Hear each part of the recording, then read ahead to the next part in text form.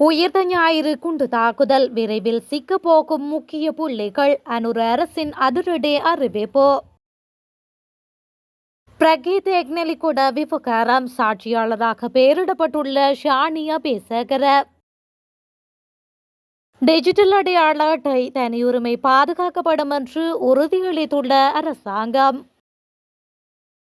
பயங்கரவாத தடை சட்டம் எந்த தரப்பிற்கு எதிராகவும் திரும்பாத அரசாங்கம் உறுதி. திடீரென நீதிமன்றத்தை நோக்கி படையெடுத்த எதிர்க்கட்சி எம்பிக்கள். மொட்டு கட்சியின் முக்கிய புள்ளிக்கு நீதிமன்றம் அளித்த மரண தண்டனை. தீவு பகுதியில் மறைந்திருக்கும் மர்மங்கள் தோண்டினால் சிக்குவார் டக்ளஸ், அம்பலமாகும் பல தகவல்கள்.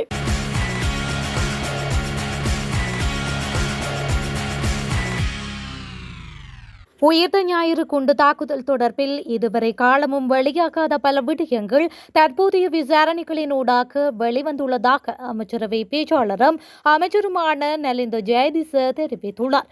இதன் அடிப்படையில் தேசிய மற்றும் சர்வதேச மட்டத்தில் பலர் வெகு விரைவில் கைது செய்யப்படுவார்கள் எனவும் அவர் மேலும் சுட்டிக்காட்டியுள்ளார். அரசாங்க தகவல் திணைக்களத்தில் நேற்று நடைபெற்ற ஊடகவியலாளர் சந்திப்பின் போது அவர் இதனை குறிப்பிட்டுள்ளார். அங்கு அவர் மேலும் தெரிவிக்கையில், உயிர்த்த ஞாயிறு குண்டு தாக்குதல்கள் விவகாரம் மற்றும் ஏனைய குற்ற செயல்களுடன் தொடர்புடையவர்களை நாட்டுக்கு அழைத்து வருவதற்கு ராஜதந்திர மட்டத்தில் உரிய நடவடிக்கைகள் எடுக்கப்பட்டுள்ளன. குண்டு தாக்குதல் தொடர்பில் இதுவரை காலமும் வெளியாகாத பல விடயங்கள் தற்போதைய விசாரணைகளின் ஊடாக வெளிவந்துள்ளன. அவற்றில் ஒரு பகுதியையே பொதுமக்கள் பாதுகாப்பு அமைச்சர் அண்மையில் நாடாளுமன்றத்தில் குறிப்பிட்டிருந்தார். பொதுமக்கள் பாதுகாப்பு அமைச்சர் நாடாளுமன்றில் குறிப்பிட்ட விடயத்தில் குறிப்பிடப்பட்ட பெயர் மற்றும் தொடர்புடைய நபர்கள் விசாரணைகளின் அடிப்படையில் எதிர்வரும் நாட்களில் கைது செய்யப்படுவார்கள். வெளிநாடுகளில் உள்ளவர்களும் நாட்டுக்கு அழைத்து வரப்படுவார்கள் என்று அவர் மேலும் தெரிவித்துள்ளார். ஸ்ரீதர் தியேட்டரை தோண்ட தேவையில்லை, தீவு பகுதிக்கு சென்று அங்கு பாருங்கள், அங்கே மனித புதைக்குள்ளே இருக்கும் என்று எமது தலைமுறை கட்சியின் தலைவர் கருணாநிதி தெரிவித்தார். ஊடக நிகழ்ச்சிக்கு வழங்கிய பிரத்யேக நேர்காணலிலேயே இவர் இவ்வாறு குறிப்பிட்டுள்ளார். தொடர்ந்தும் கருத்து தெரிவித்த அவர், ஏபிஆர்எல்எஃப், டெலோ, புலாட் மற்றும் டக்ளஸ் தேவானந்தாவின் கூட்டம்தான் இராணுவத்தினருக்கு தமிழ் சமூகத்தினரை காட்டிக் கொடுத்தவர்கள். இவர்கள் தான் தமிழ் மக்களுக்கு அழிவுக்கு காரணமாக இருந்தவர்கள். ஸ்ரீதர் தியேட்டரை தோண்ட தேவையில்லை, தீவு பகுதிக்கு செல்லுங்கள், அங்குதான் இவர்களுடைய ஆட்சியும் அநியாயமும் நடந்தது.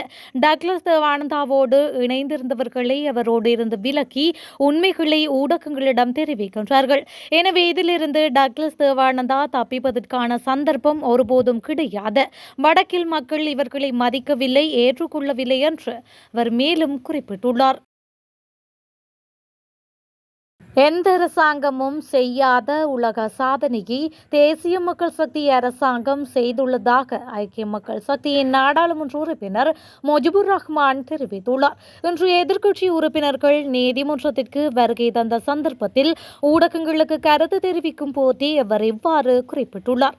உள்ளூராட்சி தேர்தல் முடிவுகளின் பின்னர் தேசிய மக்கள் சக்தி கூட்டமைப்பில் அதிகாரத்தை கைப்பற்றலை எந்த கட்சியும் செய்யவில்லை, உலகத்தில் எந்த அரசாங்கமும் செய்யவில்லை.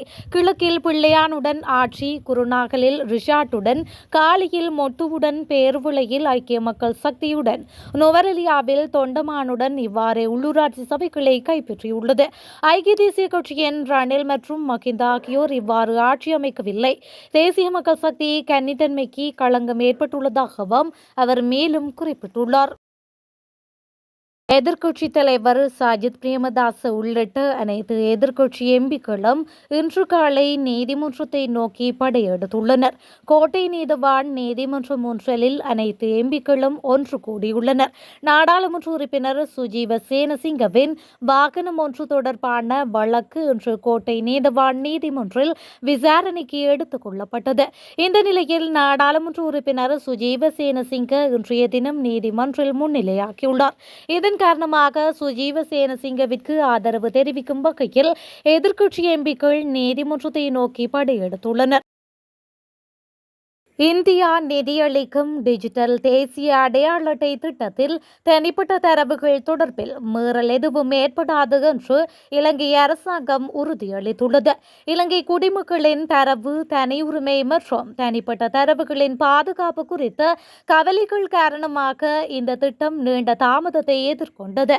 எனினும் தற்போது குறித்த திட்டம் விரைவுபடுத்தப்படுகின்ற நிலையிலேயே இந்த உறுதிமொழி வழங்கப்பட்டுள்ளது. இந்த திட்டத்தில் எந்தொரு தரவு மீறலுக்கு வழியில்லை என்றும் அதை உறுதி செய்ய முடியும் என்றும் துணை டிஜிட்டல் பொருளாதார பிரதி அமைச்சர் இரங்க வீரரத்ன தெரிவித்துள்ளார். அரசியல் நிகழ்ச்சி நிரல் காரணங்களுக்காக பல்வேறு பிரிவுகளால் பல்வேறு குற்றச்சாட்டுகள் இந்த விடயத்தில் சுமத்தப்படுகின்றன என்றும் அவர் குறிப்பிட்டுள்ளார்.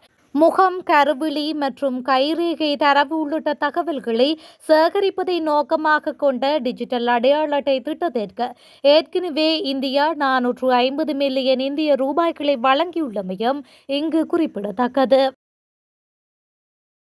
பயங்கரவாத தடை சட்டம் எந்தொரு தரப்பிற்கு எதிராகவும் பயன்படுத்தப்படாது என அரசாங்கம் உறுதிமொழி வழங்கியுள்ளது. பயங்கரவாத தடை சட்டம் எந்தொரு இனத்தையோ மதத்தையோ குறிவைக்கும் வகையில் பயன்படுத்தப்படாது என அமைச்சரவை பேச்சாளர் மற்றும் அமைச்சர் நலிந்த ஜெயதிச தெரிவித்துள்ளார். பயங்கரவாத தடை சட்டம் ஒரு குறிப்பிட்ட சூழ்நிலை அல்லது சம்பவத்தின் அடிப்படையில் மட்டுமே அமல்படுத்தப்படும் என வலியுறுத்தியுள்ளார். அமைச்சரவை தீர்மானங்களை அறிவிக்கும் செய்தியாளர் சந்திப்பில் அவர் இதனை தெரிவித்துள்ளார். பயங்கரவாத தடை சட்டம் முஸ்லிம்கள் மற்றும் தமிழர்களை வேட்டையாட பயன்படுத்தப்படுகின்றது என்று பொதுமக்கள் கருத்து தவறானது என அவர் தெரிவித்துள்ளார். கைதுகள் அல்லது கைது நடவடிக்கைகள் மதம், இனத்தை கருத்தில் எடுத்தே செய்வதில்லை எனவும் அந்தந்த நிகழ்வுகளின் தனித்துவத்திற்கு ஏற்ப மட்டுமே நடைமுறைக்கு வரும் எனவும் கூறியுள்ளார். பயங்கரவாத தடை சட்டத்தை ரத்து செய்வதற்காக நியமிக்கப்பட்ட குழுவின் பணிகள் முன்னேற்றம் அடைந்துள்ளதாகவும் அமைச்சர் தெரிவித்தார்.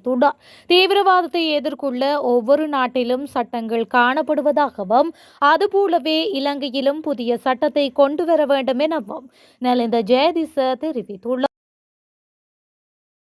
பத்திரிகையாளர் பிரகீத் எக்னெலிகொட கடத்தப்பட்டு காணாமல் போனது தொடர்பான வழக்கில் குற்றப்புலனாய்வு திணைக்களத்தின் தற்போதைய பணிப்பாளர் ஷானி அபேசேகர சாட்சியாளராக பெயரிடப்பட்டுள்ளதாக சட்டம் அதிபர் கொழும்பு உயர் நீதிமன்றத்தின் 3 நீதிபதிகள் கொண்ட அமர்விற்கு அறிவித்துள்ளார்.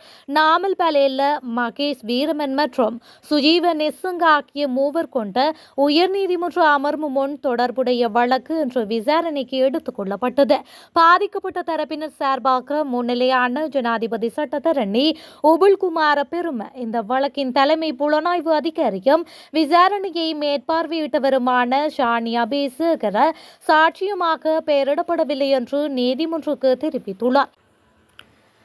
ஷானி அபேசேகரவை 2022 நவம்பர் 29ஆம் தேதி சாட்சியாக பெயரிடுமாறு நீதிமன்றத்தில் கோரிக்கை விடுத்ததாகவும் வழக்கு தொடுப்பவர் சார்பில் முன்னிலையான அப்போதைய பிரதி சொலிசிட்டர் ஜெனரல் திலீப் பீரிஸ் அது பரிசீலிக்கப்படும் என்று தனக்கு தெரிவித்ததாகவும் அவர் குறிப்பிட்டுள்ளார். எனினும் சம்பந்தப்பட்ட வழக்கில் ஷானி அபேசேகர இன்று வரை சாட்சியம் அளிக்கவில்லை என்று ஜனாதிபதி சட்டத்தரணி சுட்டிக்காட்டியுள்ளார். அதன்போது குற்றப்புலனாய்வு திணைக்கள அதிகாரிகளின் ஆலோசனையை பெற்று வழக்கு தொடுப்பு தரப்பில் முன்னிலையான பிரதி சொலிசிட்டர் ஜெனரல் வசந்த பெரேரா இந்த வழக்கில் ஷானி அபேசேகர ஏற்கனவே 109வது சாட்சியாக பெயரிட்டுள்ளதாக நீதிமன்றத்திற்கு அறிவித்துள்ளார். ஐக்கிய மக்கள் சுதந்திர கூட்டணி மற்றும் பொதுஜன பெரமுன கட்சிகளின் முன்னாள் பிரதேச சபை உறுப்பினர் ஒருவருக்கு இன்று மரண தண்டனை விதிக்கப்பட்டுள்ளது. அலி பேபி என்று அழைக்கப்படும் ஐக்கிய மக்கள் சுதந்திர கூட்டணியின் வெலிகபோல பிரதேச சபையின் முன்னாள் உறுப்பினர் கொடுத்துவுக்கு ஆராய்ச்சிலாக்கே வசந்த் என்பவருக்கு இவ்வாறு மரண தண்டனை விதிக்கப்பட்டுள்ளது. வெலிகபோல ஹட்டங்கல பகுதியில் 2012ஆம் ஆண்டு ஒருவரை கடத்தி கொலை செய்த சம்பவத்தில் அவர் மீது குற்றம் சாட்டப்பட்டிருந்தது. நீண்ட காலமாக வழக்கு விசாரணை ஒன்றை எதிர்கொண்டிருந்த நிலையில் அவர் குற்றவாளி என நிரூபிக்கப்பட்டது. அதனையடுத்து இன்றைய தினம் அவருக்கு மரண தண்டனை விதிக்கப்பட்டுள்ளது. எம்பிலிப்பிட்டிய உயர்நீதிமன்றத்தில் இன்று குறித்த தண்டனை விதிக்கப்பட்டமையும் குறிப்பிடத்தக்கது.